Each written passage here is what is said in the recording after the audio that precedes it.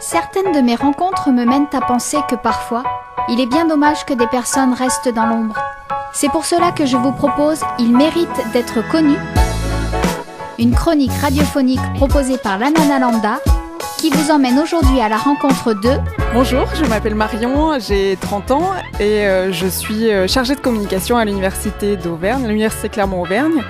J'ai un blog Sauvazine que je tiens depuis 5 ans aujourd'hui. Bonjour Marion, merci d'avoir accepté cette interview. Aujourd'hui, je voudrais qu'on parle du don de moelle osseuse. Tu es, comme moi, inscrite sur la liste des donneurs. Je ne pouvais pas m'interviewer moi-même, donc voilà, je t'ai choisi toi. Je voudrais que tu nous expliques comment tu as pris cette décision de t'inscrire sur cette liste. Alors je me suis inscrite sur cette liste en 2013 et ça vient d'une réflexion que j'ai depuis plusieurs années. En fait, je donne mon sang depuis longtemps.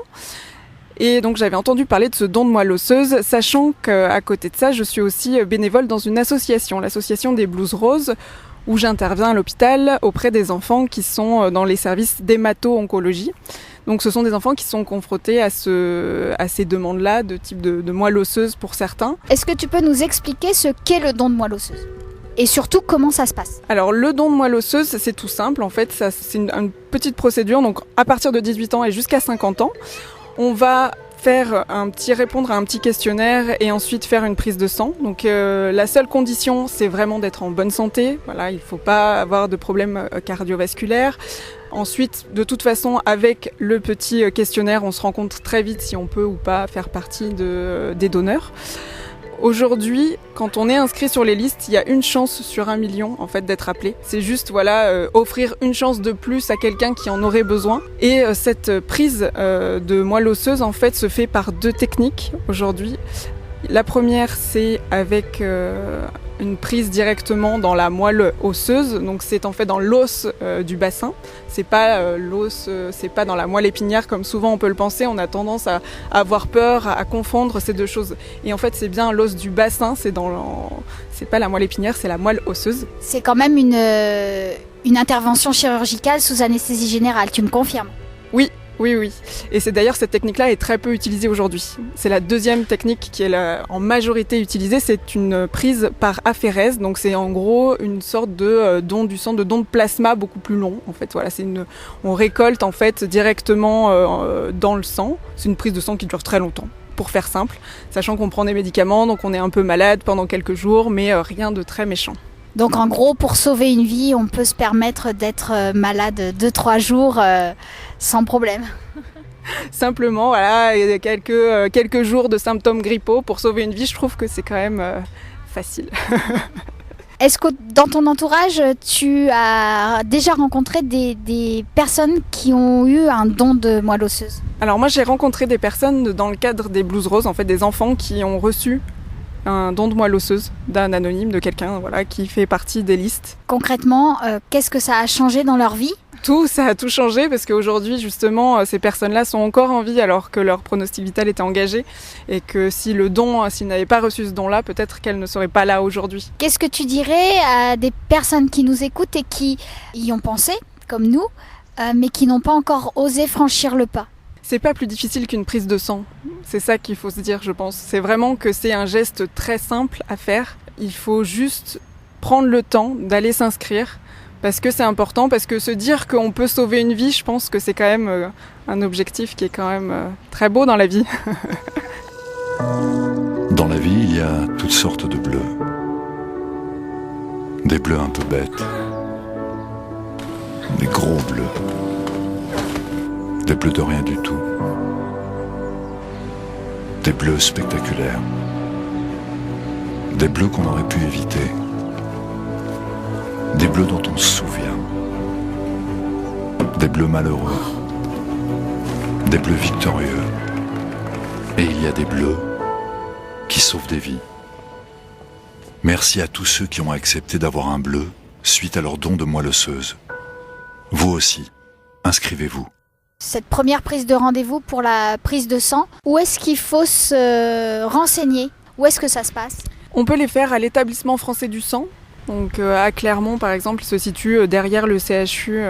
Il y a toutes les adresses sur le site de l'EFS. Après, sur le site du don de moelle osseuse, dondemoelleosseuse.fr, on retrouve aussi toutes les informations, donc toutes les questions qu'on peut avoir, il y a toutes les réponses, il y a toutes les procédures et puis aussi toutes les adresses où on peut se renseigner, sachant qu'il y a une journée qui est dédiée au don de moelle osseuse.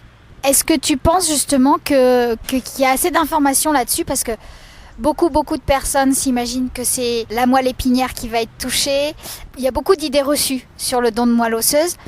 Est-ce que tu penses qu'aujourd'hui les gens sont bien renseignés ? Non, il manque beaucoup d'informations sur ce sujet-là, mais comme on parle aussi assez peu des autres dons de plasma, le don de sang, c'est des choses qui sont des petits gestes en fait du quotidien qui prennent juste quelques minutes et qui finalement peuvent sauver des vies, donc il faudrait en parler bien plus que ça. Qu'est-ce que tu suggères justement pour en parler ? Est-ce que tu penses qu'il faudrait instaurer plus d'une journée spécifique à ça ? Est-ce que tu penses que les médias devraient plus communiquer sur ce sujet ? Les médias communiquent, ils devraient communiquer bien plus évidemment. Après, je pense que c'est aussi à chacun de prendre conscience de l'importance qu'on peut apporter en fait. Donc c'est compliqué d'en parler et d'attirer, de donner envie aux gens. Est-ce que toi, tu as converti des amis à toi ou de la famille à toi quand tu as pris cette décision, toi, de te mettre sur cette liste de donneurs de moelle osseuse ? Est-ce que ça a fait des émules autour de toi ? Oui, moi j'en parle énormément. J'en parle beaucoup, j'en ai parlé sur mon blog, j'en ai parlé chaque journée dédiée au don de moelle osseuse. J'en parle aussi partout, sur tous mes réseaux, autour de moi. Je communique beaucoup là-dessus, j'explique aux gens ce que c'est et ce qui est important, pourquoi c'est important de le faire. Les gens les plus touchés sont forcément des gens qui ont été confrontés à ce problème-là et qui ont été confrontés à des gens dans leur entourage qui étaient malades ou quand eux-mêmes ont été malades. Et malheureusement, c'est dommage d'en arriver là pour vraiment se décider à faire ce geste-là. Aujourd'hui en France, parmi les malades atteints de maladies graves du sang, près de 2000 pourraient être soignés par une greffe de moelle osseuse. Chaque malade a besoin de moelle osseuse provenant d'un donneur ayant un profil génétique compatible. Or, cette compatibilité est rare, très rare. Il existe pourtant une solution simple pour augmenter les chances qu'un malade trouve un donneur compatible. Augmenter le nombre de volontaires au don de moelle osseuse. Ces volontaires, ce sont les veilleurs de vie. Ils veillent à répondre présent le jour J pour tenter de sauver une vie. Dès l'âge de 18 ans, vous pouvez demander votre inscription comme donneur. Vous vous engagerez alors, si vous êtes compatible avec un malade, à donner des cellules de votre moelle osseuse par prélèvement dans le sang ou dans l'os du bassin. Et non, contrairement à ce que dit votre voisine, ce don est sans risque de paralysie, car la moelle osseuse n'a rien à voir avec la moelle épinière. La moelle osseuse du donneur se reconstitue naturellement. Nous sommes plus de 240 000 inscrits, mais ce n'est pas assez. Devenez donc à votre tour veilleur de vie. Engagez-vous pour la vie.